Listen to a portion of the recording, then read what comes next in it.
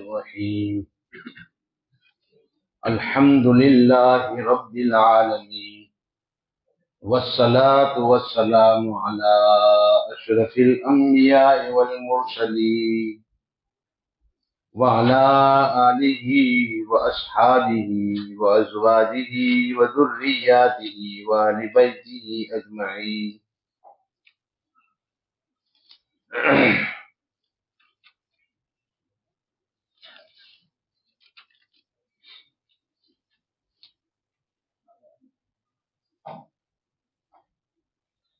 ستر قیدی قید ہوئے، یعنی 70، جس میں سے 2 کو آپ صلی اللہ تعالی علیہ وسلم نے قتل کا حکم دیا. 2 کو، ایک نضر ابن حارث اور دوسرا عقبہ ابن معیط. نضر ابن حارث کو اس لیے قتل کرنے کا حکم دیا کہ مکۃ المکرمہ میں جب آپ صلی اللہ علیہ وسلم قرآن سناتے تھے تو یہ شخص ایران توران کے قصے سناتا تھا اور یہ کہتا تھا کہ میں قصے سناؤں وہ بہتر ہے کہ محمد سنائے وہ بہتر ہے، تاکہ قرآن سے خلط مل کریں اور قرآن سے لوگوں کو پھیرے. اس لیے جہاں جہاں آپ جاتے تھے پیچھے یہ بھی جاتا تھا اور قصے سناتا تھا. وہ پکڑا گیا تو آپ نے کہا کہ یہ اللہ اس کے رسول کا دشمن ہے، اس کو معاف نہیں کیا جائے گا، اس کو قتل کرنے کا حکم دیا. دوسرا عقبہ ابن معیط، یہ ہر وقت آپ کے بارے میں بولتا رہتا تھا، گالیاں دیتا تھا ہر وقت. اور سجدے میں آپ تشریف لے گئے ایک مرتبہ حرم میں تو اونٹ کی اوج اس نے آپ کے اوپر ڈالی، آپ کے سر پر ڈالی اونٹ کی اوج، اور آپ صلی اللہ تعالی علیہ وسلم کے گلے میں چادر ڈال کر آپ کو گھسیٹا. یہ بھی بڑا دشمن تھا تو آپ نے یہ کہا یہ بھی معاف نہیں. کہا قوم کو معاف کرتے ہو ہمیں نہیں کرتے ہو، فدیہ لے کر چھوڑ دو. کہا تو اللہ اس کے رسول کا دشمن ہے، اس کو معاف نہیں کیا جائے گا. 2 کو تو قتل کرنے کا حکم دیا. اس کے علاوہ بقیہ کے بارے میں مشورہ ہوا. اللہ تعالیٰ نے نبی کریم صلی اللہ تعالی علیہ وسلم کو اجازت دے دی کہ آپ جو چاہے کریں، فدیہ لے کر چھوڑ دیں یا قتل کریں، دونوں باتوں کا اختیار ہے.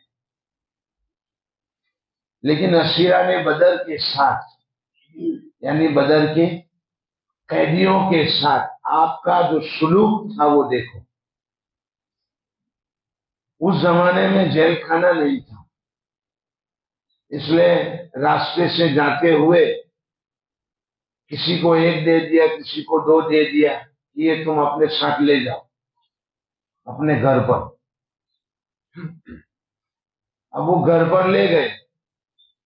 مصعب ابن عمیر رضی اللہ تعالیٰ عنہ کے بھائی ابو عزیز ابن عمیر یہ قیدیوں میں تھے. وہ یہ کہتے تھے کہ جس انصاری کے یہاں مجھے رکھا گیا تھا وہ غریب آدمی تھے، روٹی کم پکتی تھی تو روٹی ہم کو کھلاتے تھے اور خود کھجور کھاتے تھے.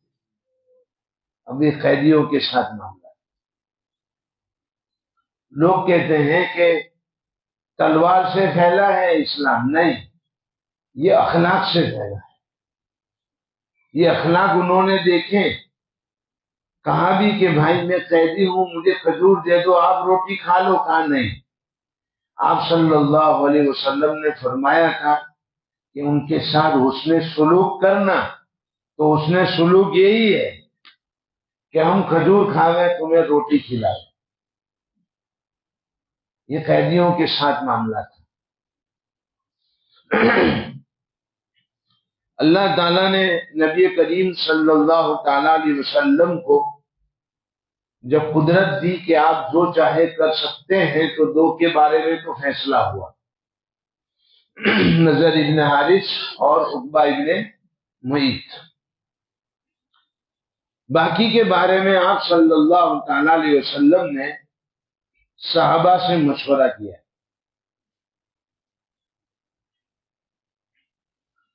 حضرت عمر رضی اللہ تعالیٰ عنہ کی رائے یہ تھی کہ ان میں سے کسی کو بھی چھوڑا نہ جائے، سب کی گردن مار دی جائے، اور وہ بھی اس طرح کہ میرے جو رشتہ دار ہے اس کو میں ماروں. حضرت علی کو کہو کہ ان کے بھائی عقیل کی گردن اڑائے اور میں فنا کی گردن اڑاؤں. یعنی مہاجر جو تھے اپنے رشتہ داروں کی گردن مار دے رہے، کسی کو چھوڑا نہ جائے. حضرت عبداللہ بن مسعود فرماتے ہیں رسول اللہ صلی اللہ تعالی علیہ وسلم نے ابو بکر صدیق رضی اللہ تعالیٰ عنہ سے پوچھا کہ آپ کی رائے کیا ہے؟ صدیق اکبر رضی اللہ تعالیٰ عنہ نے کہا کہ ان کو فدیہ لے کر چھوڑ دیا جائے. عجیب ہے، عجب نہیں ہے کہ یہ لوگ اسلام لے آویں اور پھر وہ خود کفار سے جنگ کریں. یہ لوگ اسلام لے آویں اور کفار سے جنگ کریں، اس لیے ان کو فدیہ لے کر چھوڑ دیا جائے. حضرت عبداللہ بن مسعود رضی اللہ تعالیٰ عنہ فرماتے ہیں کہ آپ نے دونوں کی رائے سنی تو یہ فرمایا کہ عمر تیری شان نوح اور حضرت موسیٰ جیسی ہے، نوح اور موسیٰ جیسی ہے، اور اے ابو بکر تمہاری شان ابراہیم اور حضرت عیسیٰ جیسی ہے.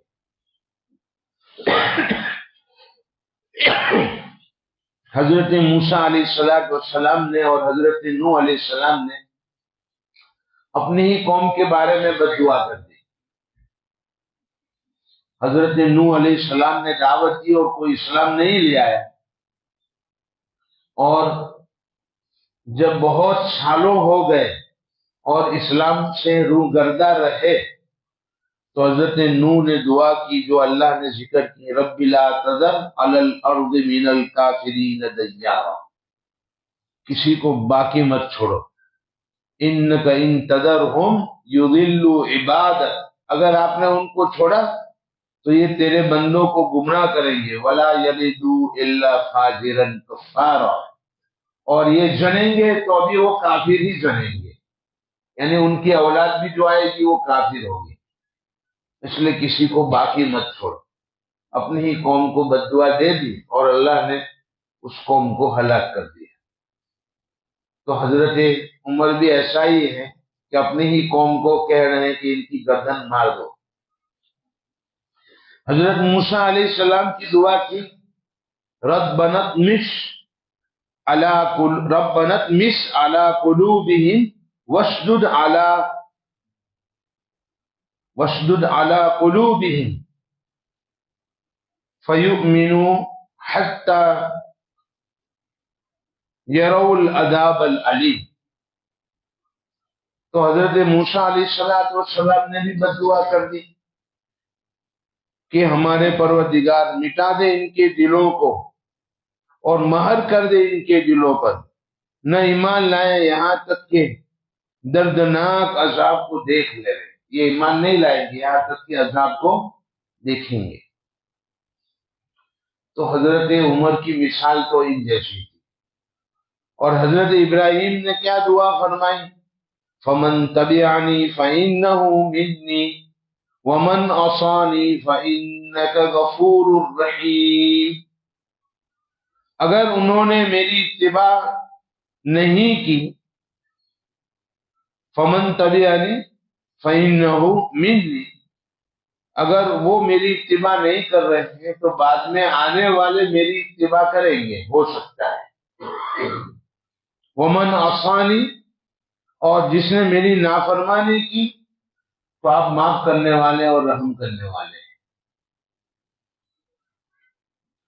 حضرت عیسیٰ علیہ السلام نے دعا کی، ان تعذبہم فإنہم عبادک وَإِن تَغْفِرْ لَهُمْ فَإِنَّكَ أَنْتَ الْعَزِيزُ الْحَكِيمُ، آپ عذاب دیں تو عذاب دینے پر قادر ہیں، اور معاف کریں تو آپ قدرت والے اور حکمت والے ہیں، آپ معاف کر دیجئے۔ تو اپنی قوم کے لیے بد دعا نہیں کی۔ تو حضرت ابو بکر صدیق کی مثال ابراہیم علیہ السلام اور حضرت عیسیٰ علیہ السلام جیسی ہے۔ فدیہ مقرر کیا گیا، چنانچہ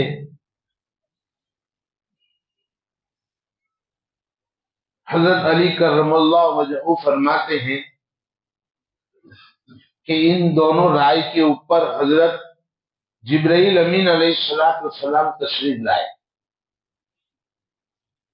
اور عرض کیا، یا رسول اللہ، اسیران بدر کے بارے میں آپ اپنے اصحاب کو اختیار دے دیں، چاہے قتل کریں چاہے فدیہ لے کر چھوڑ دیں، لیکن شرط یہ ہے کہ آئندہ سال تمہارے اتنے ہی قیدی پکڑے جائیں گے اور مارے جائیں گے اگر چھوڑ دیا تو۔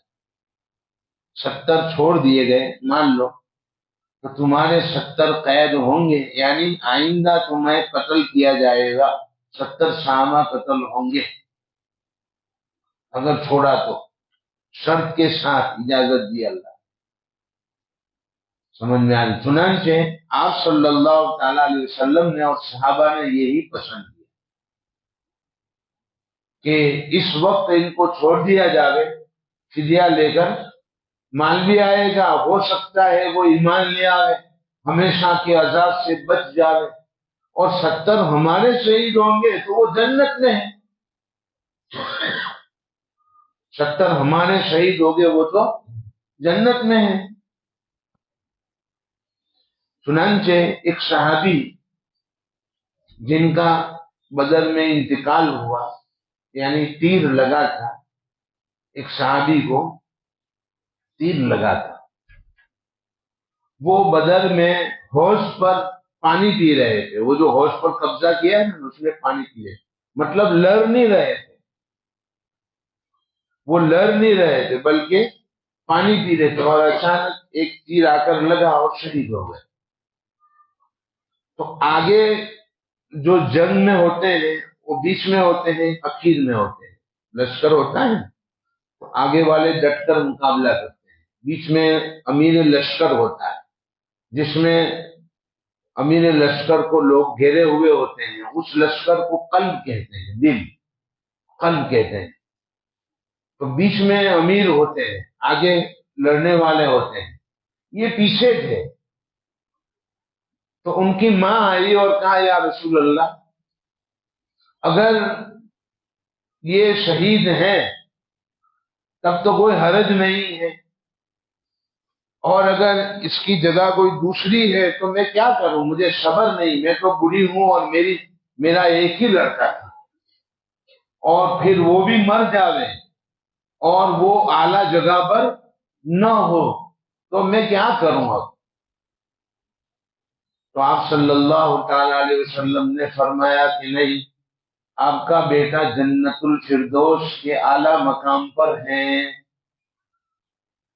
اس سے اندازہ لگاؤ کہ وہ شہید جو آگے لڑ کر شہید ہوئے ان کا مقام کتنا بڑا ہوگا۔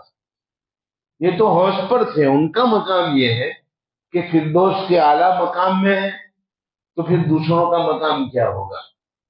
تو صحابہ نے کہا کہ آئندہ اگر کوئی ایسی لڑائی ہوئی تو شہادت مل جائے گی، 80 کو 70 کو جو بھی ہوگا، ابھی ان کو چھوڑ دیا جائے فدیہ لے کر۔ چنانچہ فدیہ لے کر چھوڑنے کا فیصلہ ہو گیا۔ اللہ تعالیٰ کا منشا کیا تھا؟ اللہ کا منشا وہ تھا جو حضرت ابو بکر صدیق کا تھا، حضرت عمر رضی اللہ تعالیٰ عنہ، اس لیے اس پر عتاب بھی ہوا، آیت بھی نازل ہوئی، ما کان للنبی ان یکون له اسرى حتی یسخن فی الارض، آیت نازل ہوئی اللہ نے، اور پیار بھرے انداز میں سمجھایا، عتاب بھی نازل ہوا۔ بہرحال یہ جو فدیہ لینے کا مسئلہ تھا تو حضرت عباس رضی اللہ تعالیٰ عنہ جو آپ صلی اللہ تعالیٰ علیہ وسلم کے چچا ہیں، ان سے کہا گیا کہ آپ فدیہ ادا کرو، 100 اوقیہ چاندی، ایک اوقیہ 40 درہم کا ہوتا ہے، تو 100 اوقیہ کتنے درہم ہوئے؟ 4000 ہوئے نا، ایک اوقیہ 40 درہم کا ہوتا ہے، 100 اوقیہ تقریباً 4000 درہم ہوئے، تو 4000 درہم ان کی یہ دیت اور فدیہ مقرر کیا گیا۔ وہ کہنے لگے کہ میں تو کنگال آدمی ہوں اور سب سے زیادہ میرے پاس سے لے رہے ہو، سب سے زیادہ میرے پاس مانگ رہے ہو، حالانکہ میں تو رشتہ دار ہوں، رشتے میں چچا ہوتے ہیں، اور سب سے زیادہ ان کا فدیہ مقرر کیا گیا۔ اور حضرت عقیل جو حضرت علی رضی اللہ تعالیٰ عنہ کے بھائی ہیں، ان کا 80 اوقیہ یعنی 4000 سے تھوڑا سا کم یہ فدیہ مقرر کیا گیا۔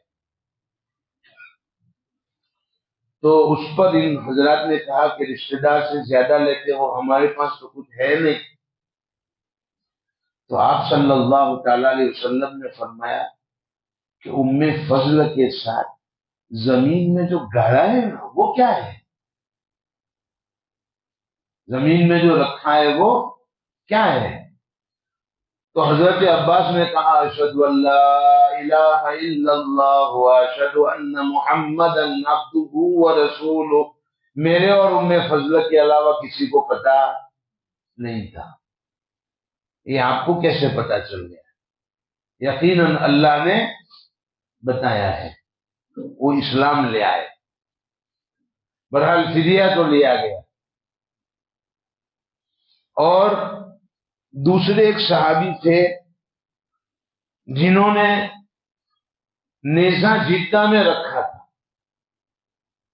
نیزہ جدہ میں رکھا تھا، وہ بھی پہلے اسلام نہیں لائے تھے۔ ان سے کہا گیا کہ میرے پاس کچھ نہیں ہے، کہا وہ نیزہ جو جدہ میں رکھا ہے وہ کس کا؟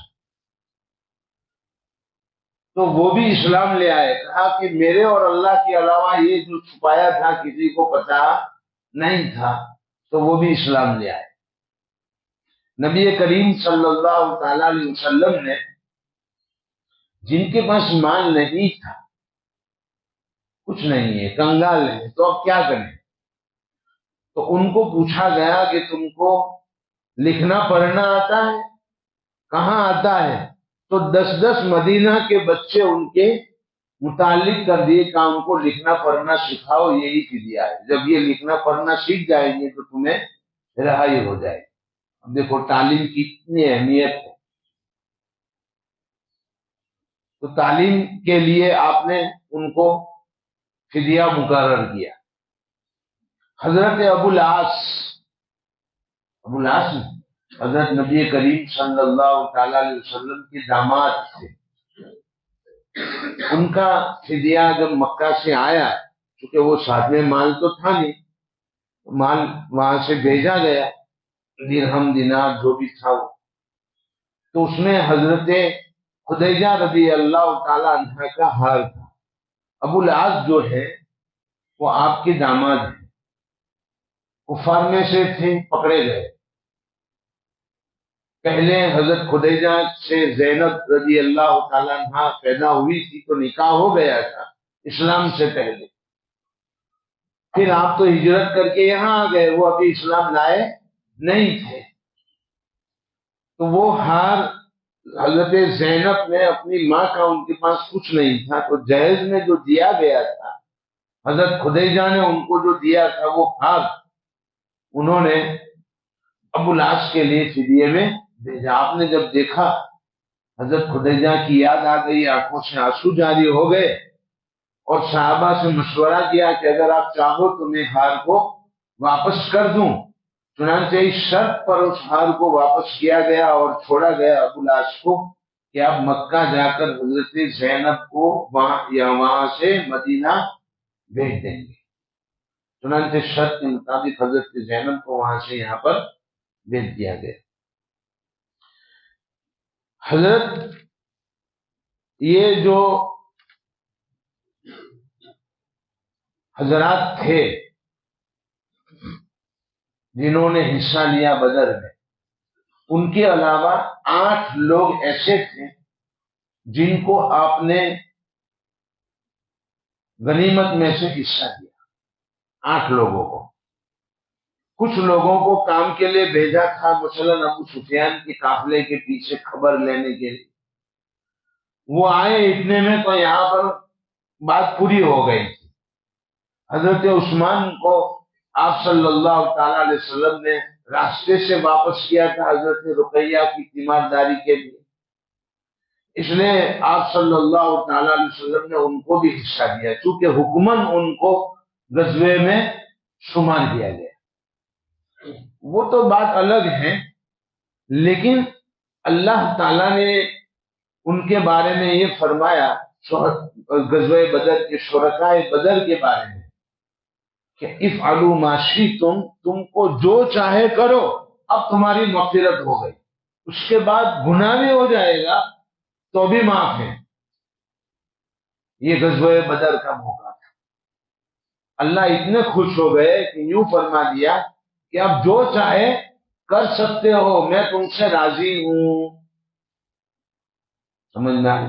مطلب اللہ نے دیکھ لیا تھا کہ اس غزوے میں شریک ہونے کے بعد وہ اللہ کی نافرمانی کر سکتے نہیں ہیں، اس لیے اللہ نے اپنے علم کے اعتبار سے فرما دیا کہ اب جو چاہے کر سکتے۔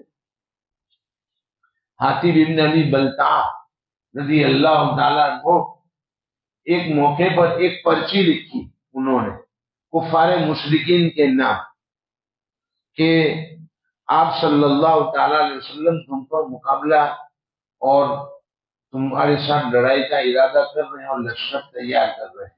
حالانکہ یہ راز فاش کرنے کا نہیں تھا، لیکن انہوں نے پرچی میں یہ لکھا۔ کیوں کہ مکہ میں ان کے بیوی اور ان کی گھر والے مکہ میں رہتے تھے، یہ تنہا یہاں آئے تھے۔ انہوں نے سوچا کہ میں تھوڑا سا ان پر احسان کر دوں تو یہ ہمارے گھر والوں کے ساتھ جو زیادتی کا معاملہ کرتے ہیں وہ نہیں کریں گے۔ سمجھ میں آئے؟ اس نیت سے انہوں نے ایک پرچی لکھی، حاتم ابن ابی بلتع۔ اللہ کے رسول صلی اللہ تعالی علیہ وسلم کو تو پتہ چل گیا، آپ نے حضرت علی کو بھیجا کہ ایک بڑھیا ملے گی، وہ فلاں جگہ پر ہوگی، ان کے پاس پرچی ہے، وہ لے کر آؤ۔ حضرت علی رضی اللہ تعالیٰ کو لے کر آئے، پورا واقعہ ہے وہ تو حضرت عمر رضی اللہ تعالیٰ نے فرمایا کہ یا رسول اللہ اجازت دو اس منافق کی گردن مار دو، اجازت دو اس منافق کی گردن اڑا دو، حاتم ابن ابی بلتع۔ تو آپ صلی اللہ تعالی علیہ وسلم نے فرمایا کہ یہ بدر کے شرکا میں سے ہیں، آپ کو معلوم نہیں ہے، اور اللہ نے کہا ہے جو چاہے کرو معاف۔ سمجھ میں آ رہی ہے؟ بہرحال پورا لمبا واقعہ ہے۔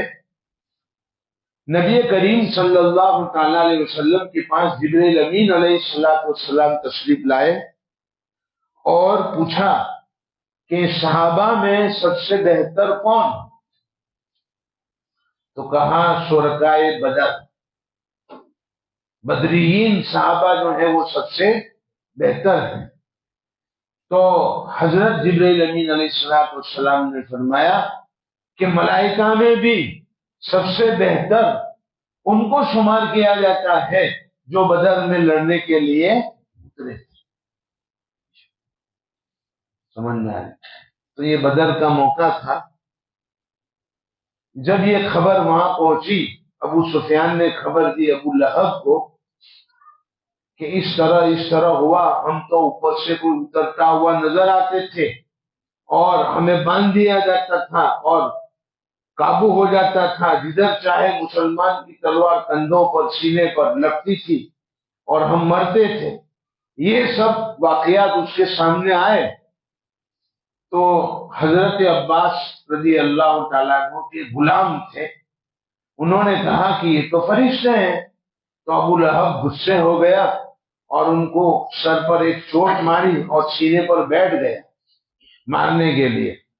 تو ام فضل، حضرت عباس کی بیوی ام فضل، اس نے ایک لکڑا لیا اور ابو لہب کے سر پر زور سے مارا کہ عباس نہیں ہے اس لیے تو یہ سمجھتا ہے کہ میں اس پر چڑھ جاؤں گا اور اس کو مٹا دوں گا، ایسا نہیں ہو سکتا۔ بہرحال تھوڑے دنوں کے بعد ایک گھوڑا نکلا، اس گھوڑا ابو لہب کو، اور اتنا بدبو اس میں سے آتی تھی کہ کوئی اس کے پاس جاتا نہیں تھا۔ گھر والوں نے بھی اس کو چھوڑ دیا، گھر والوں نے بھی چھوڑ دیا اس کو، اس کے پاس کوئی جاتا نہیں تھا، یہاں تک کہ وہ مر گیا تو 3 دن تک لاش پڑی رہی۔ لوگوں نے آر دلائی کہ اپنے باپ کو دفن تو کرو، بدبو آ رہی ہے، لوگوں میں بدبو پھیل گئی۔ تو اس کو لکڑے سے ڈھکیلتے ڈھکیلتے ہی گھڑے میں ڈالا۔ یہ اس کا انجام تھا۔ تبت یدا ابی لہب وتب ما اغنا عنہ مالہ وما کسب، مال اس کو نہیں آیا، نہ اس کی کمائی کام آئی۔ سیصلی نارا ذات لہب، اور بھڑکتی ہوئی آگ اس کے لیے گویا کہ بن گئی عذاب کا ذریعہ۔ وامرأتہ حمالۃ الحطب، اس کی بیوی بھی مری۔